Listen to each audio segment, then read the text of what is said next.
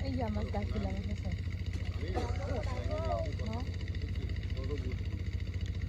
ফলাই দিতে পারি অবশ্যই বলে